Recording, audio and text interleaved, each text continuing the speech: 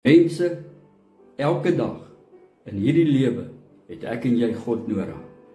So, ek wil eintlik sê, as ek en jy vandag op 'n plek beweeg, waar ons sê, ons is nou klaar met die dag, vanaand stil raak. Here, ek plaas my lewe voor U, as 'n offer op die altaar. Enige iets wat ek vandag gedoen het, Here, wat nie in U wil was nie, help my, wys my, en gee my die krag en die vermoë. Jy het die krag en die vermoë, deur God Heilige Gees wat in jou is.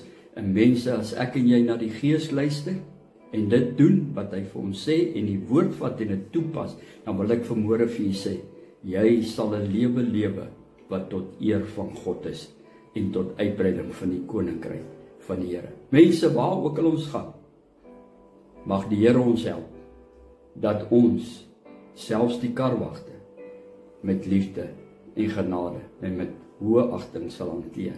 En ja, dit is alles uit eerbied vir God. Mag die Here ons help. Kom ons bid.